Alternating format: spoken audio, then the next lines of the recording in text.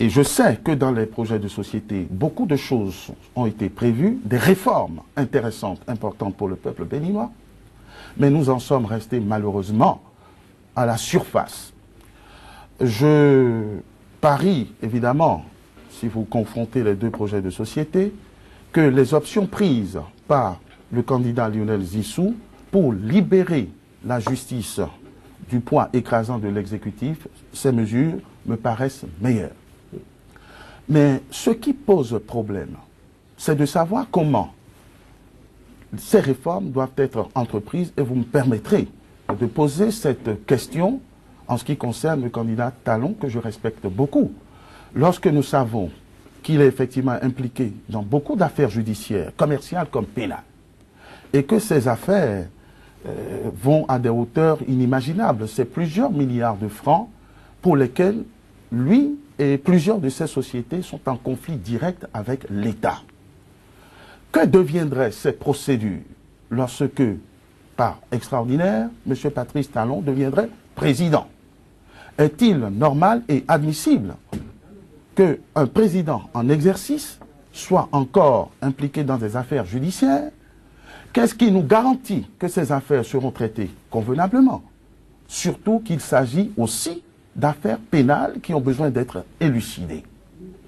J'ai quelques inquiétudes et quelques appréhensions, avant que les réformes ne soient mises en place, qu'il y ait une influence nécessairement de la part de l'exécutif, si M. Patrice Talon était président, sur le traitement de ces dossiers, quand bien même je connaîtrais le courage de nos juges. En tout cas, il y a un problème de conflit d'intérêts et de conflit avec l'État manifeste qui me paraît un élément dirimant ou tout au moins déterminant dans le choix que nous avons à faire. S'agissant des affaires pénales, vous savez ce que ça veut dire, que vous êtes accusé d'infraction. Je respecte la présomption d'innocence. Mais le corollaire de la présomption d'innocence et en pratique, c'est tout au moins un faisceau de soupçons qui pèse sur vous. Or, pour faire des réformes et pour présider un pays, surtout un petit pays comme le nôtre, le chef de l'État doit être au-dessus de tout soupçon et nous garantira qu'il n'y aura pas sa main derrière toutes les affaires, comme M. Patrice Talon lui-même a craint ou a affirmé que ça a été le cas sous le régime actuel. Je pense que M. Patrice Talon, que je respecte et que je considère, n'est pas au-dessus de tout soupçon.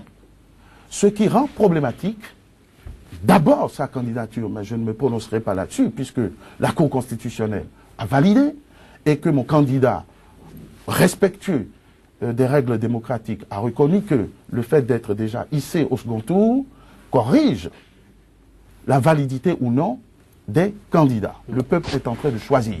Mais il y a ce problème qui est un problème fondamental sur lequel j'invite les citoyens à s'interroger, j'invite les juristes plus particulièrement à s'interroger et nous dire comment on peut réformer la justice sans qu'on craigne des influences, comment on peut promouvoir la bonne gouvernance si on n'est pas soi-même exempt de tout soupçon.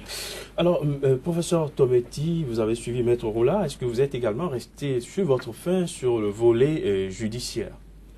Non, Maître Rolla est allé sur le terrain qui l'arrange. Mais je voudrais un débat détaché.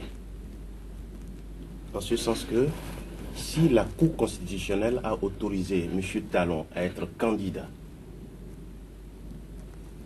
il l'est parce qu'il remplit les conditions requises pour être président de la République. Je vous concède qu'il y a un risque de conflit d'intérêts entre la posture de chef d'État et la posture d'opérateur économique. Mais ça reste une hypothèse de travail pour le chercheur. Pour le moment, M. Talon n'est ni condamné, ni déclaré incapable d'assumer les fonctions de chef de l'État. Revenons au débat que nous avions suivi hier, sur le fond. D'abord, l'entrée était la clarification conceptuelle de ce qu'on entendait par nouveau départ et Bénin gagnant. Et à ce niveau, M. Talon était très clair. 1. Le rétablissement des acquis de la conférence nationale. Donc, respect de la séparation des pouvoirs. Hein. Deuxième élément sur lequel il a insisté, l'indépendance de la justice. Je ne vois pas le président Talon au-dessus ou en travers des lois de la République. Il est sujet de droit au même titre que n'importe quel autre citoyen de la République. S'il y a des dossiers qui le compromettent, il répondra de ces dossiers devant la justice de la République. C'est ce que je peux vous répondre par rapport à ça. Maintenant, moi, j'ai observé deux personnalités sur le plateau hier nuit. J'ai vu un candidat, Lionel Zinsou, dans l'auto-victimisation. Bien sûr, l'auto-victimisation en tentant de démontrer qu'il est béninois. Ce débat est dépassé. Pour le premier tour, je le lui concède, mais là, c'est de démontrer ses capacités à gouverner le Bénin et les Béninois. Et ça lui a pris un peu de temps alors que le journaliste n'avait même pas posé de questions en rapport à ses origines. Là, il est passé un peu à côté et je voyais le professeur de l'économie qui, face à ses étudiants, doit impressionner, doit faire de longs développements. Là, il est passé totalement à côté. Et là, M. Talon a été très vigilant. Et l'a dribblé comme si on était sur un terrain de football. A évité d'aller sur ce terrain pour débattre des origines de M. Zinsou, parce que c'est secondaire. Alors, ce qui m'a beaucoup plu, c'est de voir un économiste, un professeur agrégé d'économie, qui est resté théoricien sur le plateau en matière économique. Et j'ai vu un opérateur économique démontrer qu'il est un praticien de l'économie réelle. Je le dis parce qu'au départ, moi j'ai une formation d'agronome. Je prends le cas de l'agriculture par exemple. Monsieur Zinsou, à l'entame même de son discours, comme il a l'habitude de faire assez d'angélisme, c'est-à-dire il ne veut jamais reconnaître que durant les 10 ans sous le régime de Yahi Boni, on a mal gouverné. Il essaye de ménager sur tous les plans le bilan du docteur Yahi Boni. Il faut comprendre que M. Zinsou étant un candidat de substitution, hein, je pèse mes mots, hein, maître, hein, un candidat de substitution, c'est un peu comme s'il est candidat à la place de Yahi, 3e mandat. Donc, il ne faut pas heurter le candidat Yahi. Donc, chaque fois, il trouve des circonstances atténuantes pour démontrer que l'agriculture se porte bien. Il dit en 10 ans, les performances de l'agriculture béninoise ont été multipliées par 2. Alors là, ça, ce n'est pas un discours d'économiste. Et Talon l'a démonté de façon littérale. Parce que ce qui compte, ce sont les déterminants qui ont permis de multiplier par 2 la production agricole. Est-ce qu'on a massacré le couvert végétal? On a détruit la fertilité des sols? Est-ce qu'on a intensifié, extensifié? Est-ce qu'on a augmenté les superficies? Rien de tout ça. Ça prouve que sur les données économiques du Bénin, M. Zinsou a encore beaucoup à apprendre du Bénin. Maintenant, en matière de géoéconomie, vous voyez, on sent que M. Talon ne maîtrise pas que les réalités économiques agricoles du Bénin, mais il a fait référence à la production agricole en Côte d'Ivoire. Et vous voyez là-dessus, M. Talon avait un réel avantage comparatif par rapport à M. Zinsou. Maintenant, en ce qui concerne la morale et l'éthique, les deux étaient pratiquement en phase qu'il faut restaurer l'état de droit. Il faut la justice sociale. Les deux l'ont dit et là-dessus, je pense qu'on est en phase. En ce qui concerne l'égalité des chances, là, j'avoue que M. Zinsou avait quelques difficultés. Parce que là, j'ai découvert tout de suite qu'il n'a jamais lu la Constitution du Bénin. Et dans les démonstrations de M. Ah oui, je le dis, soit il ne l'a pas étudié. Parce que, en matière d'égalité des chances, vous avez les dispositions de l'article 8 de la Constitution. C'est là où on a dit égal accès aux services sociaux de base, accès à l'éducation, à la santé. Et on sent dans la démonstration de Talon qui maîtrise très bien les dispositions de l'article 8. 2, vous retrouvez dans sa démonstration aussi qui maîtrise les dispositions de l'article 153 de la Constitution qui parle du développement équilibré du territoire national dans son approche d'égalité des chances. Donc, égalité des territoires, égalité des citoyens, quel que soit leur milieu de résidence, à l'accès aux services sociaux de base. Maître Roula, vous voulez certainement réagir. Bien sûr, je retiens de l'intervention de l'éminent professeur que sa spécialité, comme celle de son candidat, c'est la dribble. Votre spécialité, c'est de dribbler la Cour constitutionnelle et probablement de dribbler le peuple béninois, mais ça ne marchera pas, parce que votre dribble a voulu m'éloigner du terrain des réformes en matière de justice, qui est mon domaine. Moi, je parle de la réforme de la justice. Et vous, pour m'entraîner sur le terrain de l'agronomie que je connais, puisque étant fils moi-même d'agronome. Ce que je dis, c'est pas que la Cour constitutionnelle n'a pas validé. Je ne me répète pas. Et je ne suis pas en train de parler du fait que M. Talon se déchargera de son statut d'opérateur économique. Je dis qu'il y a des affaires commerciales en cours, c'est-à-dire des affaires pour lesquelles M. Talon et les sociétés de M. Talon réclament des milliards et des dizaines de milliards à l'État. Il faut que les juges se prononcent sur ces dossiers. Mon inquiétude, c'est de demander comment ces dossiers seront-ils réglés une fois M. Patrice Talon élu. Plus grave, M. Talon est poursuivi dans des affaires pénales, c'est-à-dire des affaires pour lesquelles des peines d'emprisonnement sont encourues. Mais qui ne sont pas prononcées. Ce n'est pas. Écoutez, je ne suis pas en train de vous dire qu'il a été condamné. Je dis qu'il est poursuivi. Et quand il est poursuivi, c'est qu'il bénéficie de la présomption d'innocence. Nous sommes à l'aise. Mais s'il est poursuivi, c'est qu'il y a des faisceaux et des présomptions et des soupçons qui pèsent sur sa personne. Ce qui veut dire que si la justice fonctionne jusqu'à son terme, soit il est innocenté, comme par exemple dans l'affaire de tentative d'empoisonnement et d'assassinat, soit il est renvoyé devant une juridiction pour être jugé. Mon interrogation légitime et l'interrogation du peuple, c'est de savoir que deviendront ces procédures une fois M. Patrice Talon élu, si ça arrivait. La deuxième interrogation, est-ce que l'on est au-dessus de tout soupçon lorsque l'on a des affaires judiciaires en cours, ce qu'on appelle des casseroles? Même si vous êtes innocent, des interrogations se posent et dans d'autres pays dont nous voulons imiter la culture, lorsqu'on est en fonction et qu'une affaire... Il n'y a pas eu que le volet judiciaire hier, il n'y a pas eu que le volet judiciaire, il y a eu le volet économie, et le professeur l'a mentionné tout à l'heure. Comment vous appréciez quand même ce débat sur les questions économiques? Je vous ai dit d'entrée de jeu, encore que ce que vous appelez judiciaire est une conditionnalité de la bonne gouvernance, c'est d'ailleurs l'objectif des deux candidats. Le peuple fera son choix.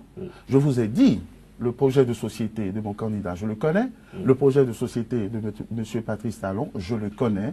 Ils n'ont pas été mis, je n'en doute pas, ils n'ont pas été mis en mesure d'expliquer ce qu'ils ont à faire réellement, puisque l'essentiel du débat a tourné autour de questions parasites, comme le fait que M. Zissou ne connaîtrait pas le Bénin, tout simplement parce qu'il serait métis, le fait qu'on rappelle le passé esclavagiste et la généalogie de M. Patrice Talon. Je condamne les deux candidats en disant qu'ils nous ont laissés sur la faim. Maintenant, si vous voulez que je vous évalue les projets de société, évidemment, que celui du candidat Zissou, qui ne peut être comptable du bilan des 10 années passées, en tout cas pas plus que M. Patrice Talon, qui en a été l'artisan pendant plus de 8 ans avant la brouille entre son ami, son complice et lui. M. Zissou dit qu'on ne peut pas dire que tout va mal au Bénin et qu'il n'y a pas d'acquis. On ne va pas rompre avec les routes qui ont été construites. On ne va pas rompre avec les petits programmes et les petits projets sociaux. Vous me connaissez, je suis très critique vis-à-vis des actions de ce gouvernement. On ne peut pas rompre, on ne peut faire qu'avec l'existant. Et M. Zissou veut un Bénin gagnant, c'est-à-dire un Bénin d'optimisme, pas un Bénin d'alarmisme ou de fatalité, surtout que l'on n'a été l'artisan de cette fatalité. Donc, son programme, fort simple, prévoit 5 000 milliards d'investissements en 5 ans, la création de 350 000 emplois chiffrés. Ce projet de société a été jugé le plus crédible. Oui, mais puisque vous abordiez la question de l'emploi, comment est-ce que ces emplois seront créés? Mais ces emplois seront créés tout simplement parce que 350 000 emplois. On est obligé d'aller vite. C'est pour ça que je vous dis, ça vous paraît surprenant. Il ne s'agit pas de promesses démagogiques, mais c'est des données chiffrées. C'est pas dans la communication. C'est pas dans... Lisez le projet de société. Non, mais lisez le projet de société. Monsieur le professeur, ici nous sommes sur un plateau. Oui, mais nous sommes là pour défendre sur l'agriculture, un sujet cher à monsieur le professeur, il y a en projet la diversification des filières. Ce n'est pas nouveau, ça existe, mais ça va être redynamisé.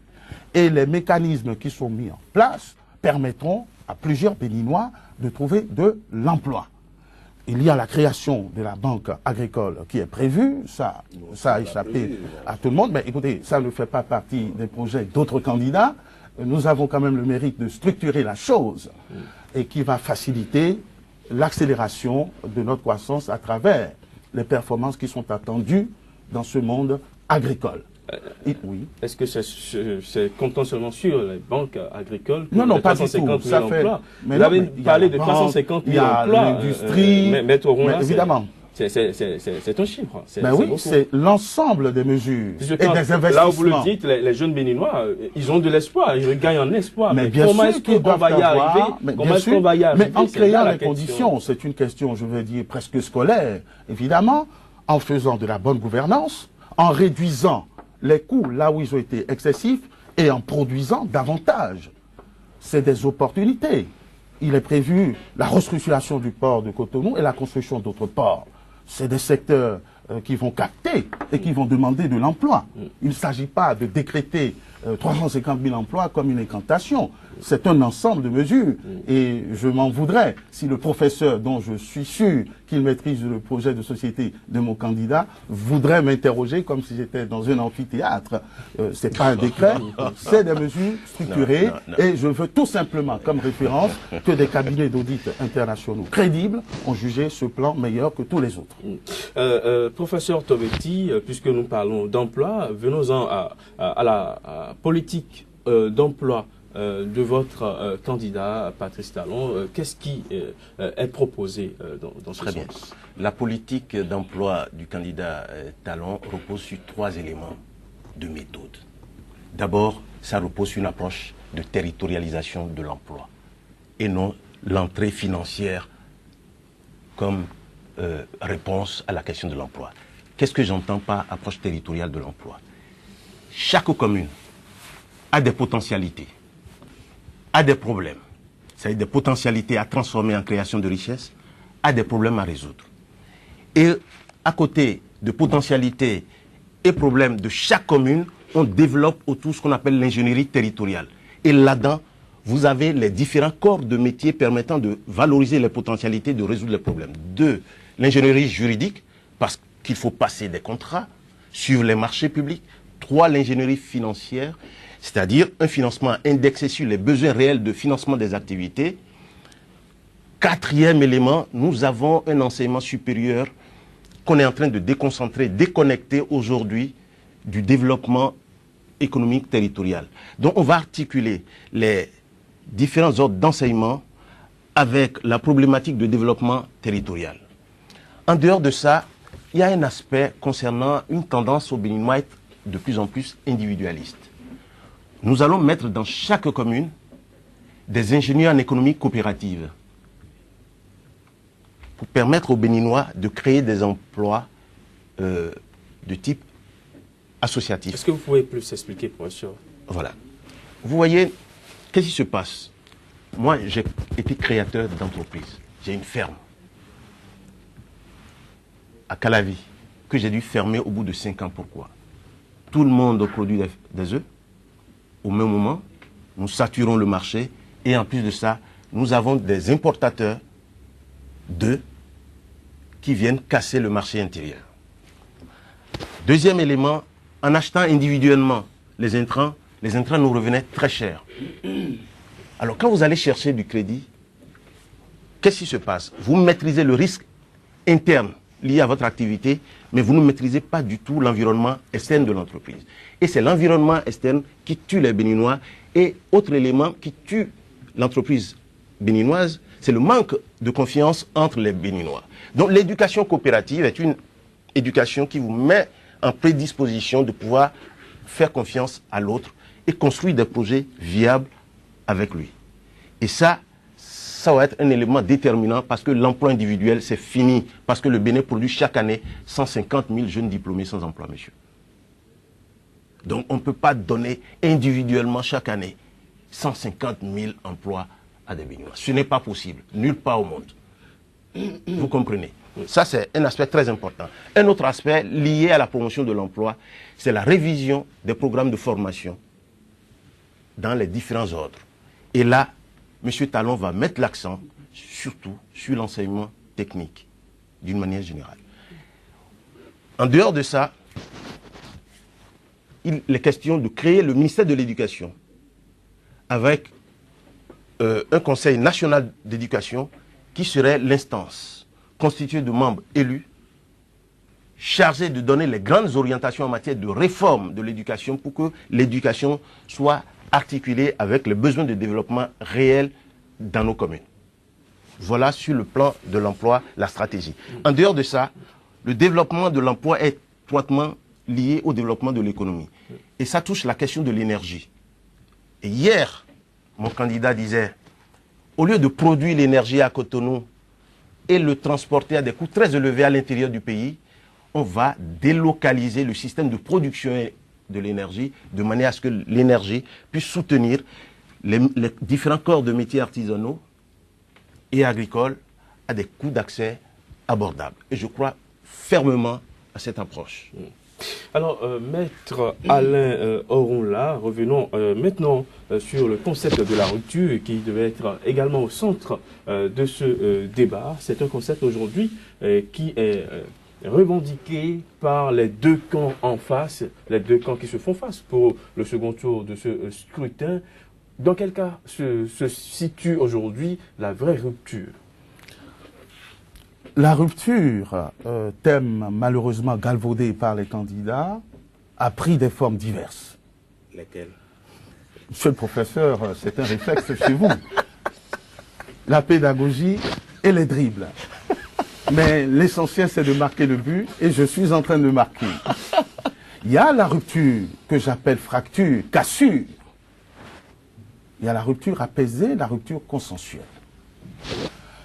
Le candidat Lionel Zissou a fait le choix d'une rupture apaisée, consensuelle, parce que soucieux, lui, de la cohésion nationale et de l'unité nationale, de la cohésion sociale, de l'unité nationale. Le candidat Lionel Zissou ne s'inscrit pas dans la négation de ce qui a pu être bien fait, même si nous constatons que beaucoup de choses n'ont pas été bien faites. Mais il part de l'existant. Et il n'est pas dans une dynamique vengeresse. La rupture, c'est le personnel. Il faut liquider l'ancienne politique à travers les hommes, les structures et l'idéologie qui la portent, disait le président Kérékou. Ceux qui galvaudent le terme en disant qu'ils sont dans une coalition de la rupture, vous avez pu voir les images. On dirait un conseil des ministres du président Yahi Boni. Qui conduit la rupture? Monsieur Patrice Talon, c'est lui qui a porté le président Yahi Boni au pouvoir et qui a organisé avec lui le chaos frauduleux de 2006. Il le revendique. C'est lui qui a dirigé ce pays avec le président Yahi avant leur brouille sous fond d'empoisonnement. Donc il n'est pas nouveau. Tu vous dis que ce chaos était frauduleux? Ils le disent, tout le monde l'a dit, moi je ne veux pas polémiquer là-dessus. Monsieur Talon lui-même l'a revendiqué dans son émission projetée depuis Paris. La rupture, c'est M. Koupaki, ministre d'État, Premier ministre de M. Yahi, c'est l'honorable Akhenatonde, c'est Marie-Élise Bédo. Vous connaissez ce personnel. Ils ont tous travaillé avec le président Yahi, donc ils sont mal placés, ne serait-ce que pour avoir travaillé et participé à l'œuvre qu'on est en train aujourd'hui de décrier. Après avoir fait naître, après avoir engendré le monstre, on refile le bébé à celui à qui on reproche d'avoir fait irruption dans la vie politique de notre pays et qui, en 8 mois, est voué aux gémonies et doit assumer le passif accumulé par les rupteurs recyclés. Donc, c'est vous dire que nous sommes dans une rupture parce que plus rien ne sera comme avant, les méthodes vont changer, la gouvernance va changer, mais nous ne pouvons pas changer le Bénin. On reste avec les Béninois, on ne peut pas rompre avec les Béninois, on ne peut pas créer de fractures avec les Béninois, on ne peut pas faire de fractures sociales. M. Zissou ne peut pas racler les routes bitumées, M. Zissou ne peut pas démolir le RAMU que je n'aime pas, la gratuité de la césarienne et de la scolarité que je trouve perfectible. Il a choisi de ne pas tourner le dos au Bénin, mais de le faire aller de l'avant et de le rendre gagnant, puisque de l'aveu même de ses adversaires, de nos adversaires, qui pensent que le peuple béninois est amnésique, continuent dans leur dribble et dans leur passement de jambes pour nous donner du réchauffé. Et si par extraordinaire, le pouvoir tombait dans ce camp, nous en reparlerons encore dans 10 ans. Aujourd'hui, nous avons une chance historique d'aller de l'avant. Peu importe que le président parle fond, d'indi ou minant, l'essentiel pour moi, c'est qu'il parle français, anglais, espagnol, arabe, chinois, pour pouvoir faire avancer ce pays. Je termine en 1 minute pour dire que je fais l'amitié au professeur d'une certaine courtoisie, et je ne voudrais pas le crétiniser. Quand on parle d'emploi, il parle de sa ferme. J'aurais pu aussi vous parler. Je vous en prie, mais écoutez, j'aurais pu vous dire. Non, je ne me vexe pas. On va recentrer ce débat. J'ai encore la parole, s'il vous plaît. Soyez. Non, je ne m'éloigne pas. Non, s'il vous plaît, ce n'est pas moi qui ai invité la ferme dans le débat. Donc il y a des emplois qui vont être créés massivement dans la justice par le recrutement. Mais écoutez, il n'y a pas 10 000 méthodes de créer des emplois. Soit c'est la fonction publique qui recrute. Ce n'est pas une méthode. J'ai dit soit. Ce n'est pas moi qui ai inventé. Soit c'est le secteur privé. C'est pas une méthode. C'est le secteur. Monsieur le professeur. C'est une opportunité. Écoutez, vous êtes une autorité qui doit en principe inspirer la discipline. Non, s'il vous plaît. On a vu votre candidat. C'est le secteur privé. Et c'est la cible prioritaire du candidat Zissou, dynamiser le secteur privé, accompagner le secteur privé, qui est le plus grand créateur d'emplois, le plus grand absorbeur d'emplois. Voilà. Alors, professeur Tometti, nous sommes en train de parler de la rupture telle que vue par vos amis d'en face, permettez-moi de le dire de cette façon. Est-ce que c'est de la même façon que vous le concevez aujourd'hui? Je voudrais conseiller au maître Ronla de parler en béninois et non d'utiliser des discours d'emprunt. Ça y est, je ne suis plus béninois. Je suis un tout petit peu. Non, s'il vous plaît. C'est-à-dire, ce que je voudrais dire. On va laisser le professeur aller. Non, permettez-moi de développer ma pensée. À vous entendre, j'ai l'impression que vous n'êtes pas au Bénin. Vous ne vivez pas nos réalités. Premier élément, il y a une crise sérieuse des valeurs au Bénin. Vous-même regardez ce qui se passe à la présidence. Pour une élection présidentielle, la présidence de la République est transformée en un marché, un guichet automatique où on vient chercher des billets de banque. Ce n'est pas normal. La présidence de la République est un haut-lieu des symboles de la République. Et à ce titre, il faut réhabiliter la fonction présidentielle dans le symbolisme requis. OK? Parce que l'article 37 de la Constitution a bien dit « Les biens communs sont sacrés et inviolables ». Là, on est dans une logique de violation de ce qui est sacré. Un autre élément très important, il y a une relation fusionnelle entre tous les pouvoirs, avec une tendance à entretenir des relations corrompues entre l'exécutif et les autres pouvoirs. J'entends le pouvoir législatif, le pouvoir judiciaire et le pouvoir administratif qui est le bras armé pour mettre en œuvre les politiques publiques dans un pays. Moi-même, j'ai été fonctionnaire. Ça vous gêne que je parle de mon parcours. J'ai été fonctionnaire, j'ai fait 18 ans dans l'administration, j'ai quitté ça fait 21 ans. Ok? Pourquoi je suis parti? C'est à cause de la crise des valeurs et la crise des réformes. Ok? Indiquez-moi une seule réforme au cours de ces 25 ans ayant abouti. Le port de Cotonou a été réformé plus de 7 fois, si vous ne le savez pas, je vous le dis. Le secteur de l'agriculture a été réformé plus de 7 fois.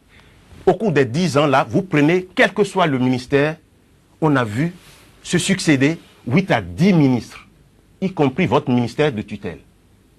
Donc, voilà un pays qui n'a plus de coup d'État depuis 1972, mais qui fonctionne comme un État instable.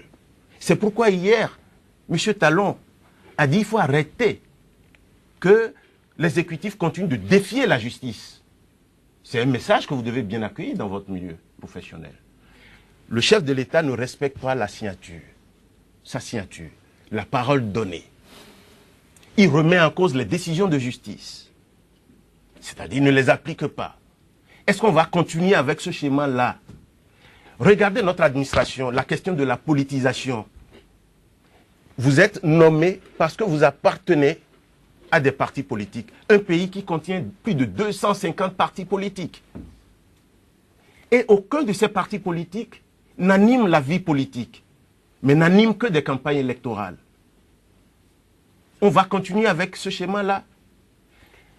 On ne peut pas financer 250 partis politiques dans un pays pauvre comme le nôtre.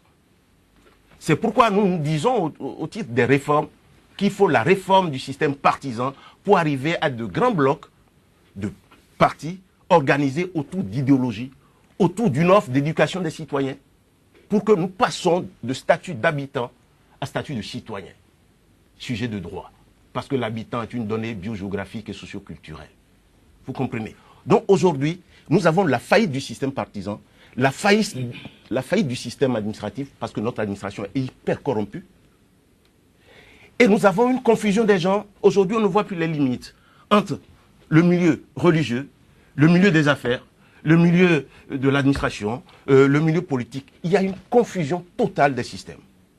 Et aujourd'hui, à quoi on assiste aussi?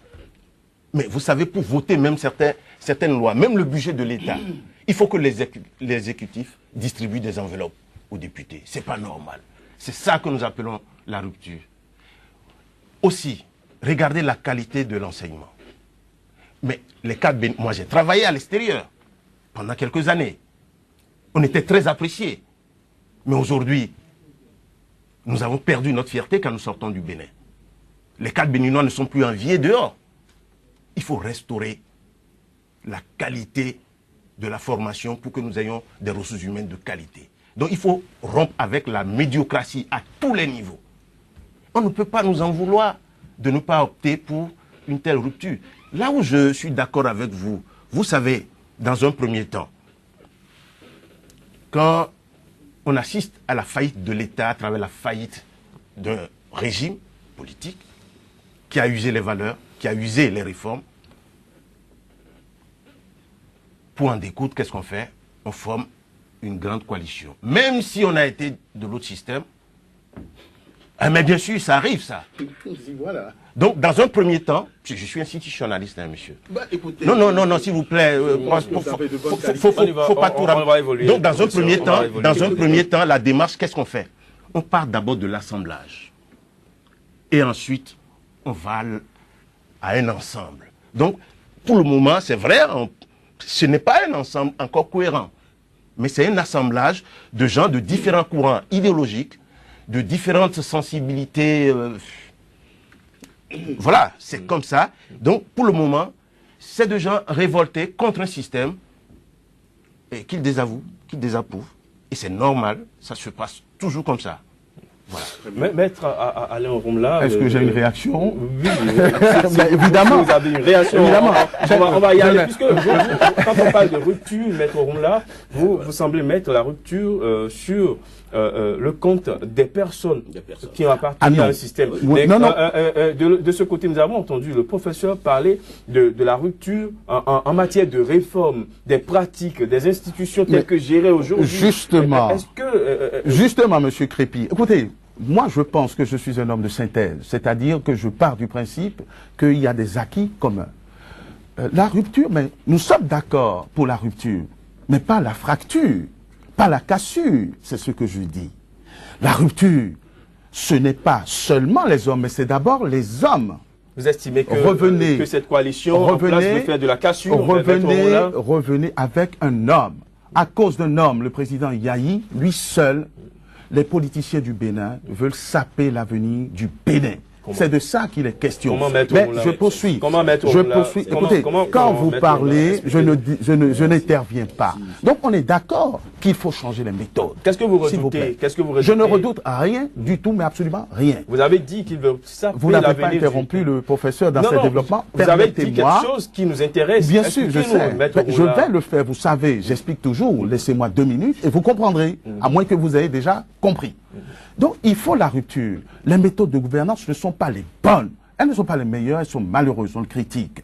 Les copinages, les coquinages, les amitiés, mais évidemment que ce n'est pas normal. On n'est pas là pour dire que c'est normal. C'est sur la méthode et les hommes qu'on diverge. Il est question de quoi? Vous demandiez tout à l'heure de recentrer les débats. Ces 2 candidats qui se présentent, je ne suis pas comptable du bilan du docteur Yahi Talon. Nous sommes d'accord avec vous. Monsieur Zissou ne peut se voir imputer la responsabilité en 8 mois de Premier ministre, ce n'est pas le chef de l'exécutif, de ce qui se passe au palais de la Marina, et dont M. Talon est parfaitement informé, puisque avec son ami et complice de 2006 à 2012 tout au moins, voilà les méthodes qui ont été utilisées. M. Talon reconnaît lui-même dans la vidéo qui a été projetée qu'il a massivement injecté de l'argent pour acheter des députés, je cite, pour faire barrage au projet de révision de la Constitution. Ça veut tout dire. Ça veut dire que c'est une pratique malsaine, que tout le monde reconnaît et qu'on voudrait imputer à l'étranger, entre guillemets. Souvenez-vous des propos du président Mbedji, qui à l'époque avait parlé de 2 télécommandes dont ni l'une ni l'autre ne sont vertueuses. À partir de là, en quelle qualité et à quel titre ceux qui ont engendré le monstre voudraient-ils le faire porter au pauvre monsieur Lionel Zissou, tout simplement sous prétexte qu'il n'est pas tout à fait noir, ou qu'il est un tout petit peu béninois, ou qu'il ne connaît pas les réalités du Bénin, et qui s'est fait ami à Yahi Boni, amitié qui a été courtisé il n'y a pas longtemps, parce que vous regardez dans cette coalition de la rupture, il y a des ministres tout frais, tout nouveaux. Il y a des honorables qui se réclamaient de cette mouvance. Voilà la supercherie, et je suis heureux que le professeur ait reconnu leur spécialité, la dribble, l'enfumage. La rupture, c'est une révolution. Elle peut être violente, elle peut être sanglante, mais elle peut tout aussi être apaisée.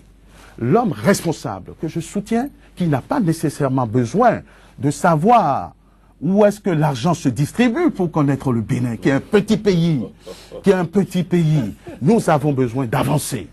Vous ne pouvez pas faire le reproche au candidat Zissou de ne pas vouloir construire des universités. C'est un universitaire. Vous ne pouvez pas lui reprocher de ne pas vouloir assainir les mœurs politiques. C'est justement ce qu'on lui reproche. Mais écoutez, lisez le projet de société, on l'a déjà dit, la réforme de l'administration. Le projet de société, voilà. Le candidat que vous défendez, Alain Ronla, parlez-nous un peu de c'est ce que je suis en train de vous dire. Vous parlez, mais vous ne démontrez pas c'est ce que écoutez, monsieur le professeur, rangez le stylo. Moi, ça fait très longtemps que je va le laisser évoluer dans son développement. Que je suis sorti de... Vous avez gouverné par le régionalisme, je suis sorti, mais vous avez gouverné. Vous m'avez gouverné, je suis l'un des plus farouches opposants du régime Yahi encouragé par Talon. Et j'ai payé de ma liberté et de mon patrimoine. Donc je ne plaisante pas quand je m'adresse à ce peuple en vous disant, oui, nous voulons rompre. Mais la question c'est de savoir avec qui et comment. Nous ne voulons pas de violence, nous ne voulons pas de vengeance. Et vous savez que le président de la République et le candidat Talon sont en conflit. Et que vous ne pouvez pas empêcher les gens, comme moi, de craindre que tout ceci soit motivé par des considérations autres que celles de l'intérêt général. Je ne dénie pas le droit aux candidats. Vous êtes le saint homme. Je ne suis pas saint. Non, je vous refuse de vous croire les saints hommes. Non, c'est dans votre camp, les saints. D'autant plus. Mais écoutez, je n'ai pas de camp, je suis béninois. Je veux évoluer. Je veux que mes enfants aillent à l'école, aillent à l'hôpital, tout comme les vôtres. Ça me rassure. Mais écoutez, il n'y a aucun motif d'inquiétude. Mais ce qui est inquiétant, c'est que ceux par qui le scandale est arrivé, c'est-à-dire les ministres du gouvernement Yahi, sont ceux-là qui viennent encore nous dire que c'est pas eux, c'est les autres. Autrement dit, ils fuient et ils s'exonèrent de leur responsabilité. Vous parlez de quel scandale, vous parlez de quel ministre? Je ne parle pas de scandale, je parle de 10 ans.